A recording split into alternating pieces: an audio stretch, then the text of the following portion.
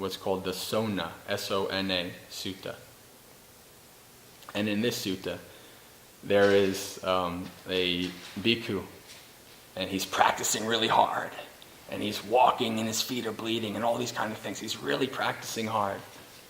And then he thinks, well, of all the Buddhist disciples who practice hard, I'm one of them. I practice really hard, but I'm not getting anywhere.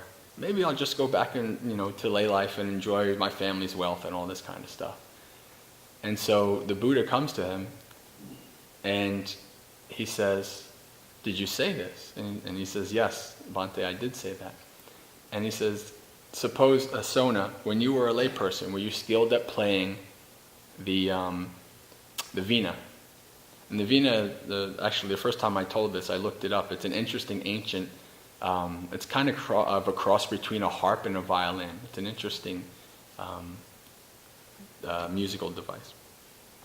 So it's a stringed instrument. And, Sona says, yes, I was. And he says, and so the Buddha says, when you were tuning your veena, when it was too tight, was it in tune and playable? And he says, no, Bhante. When it was too loose, was it in tune and playable? And he says, no. And so then the Buddha says, just so, you pick up your theme and practice in that way.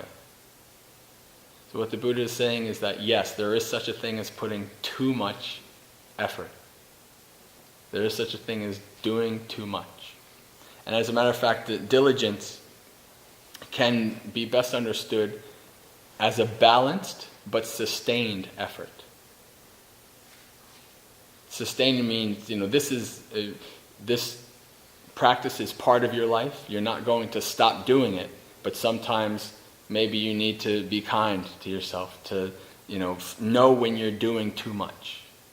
Because there is such a thing as doing too much.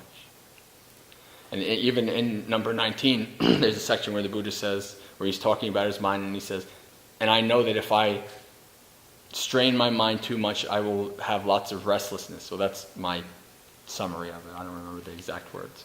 And so I let my mind be at peace, basically. So even the Buddha, as an awakened being, is understanding that he can make his mind too restless and too, not restless, but too exhausted. That might be a better word. Just like even an awakened being can have an exhausted body. Okay.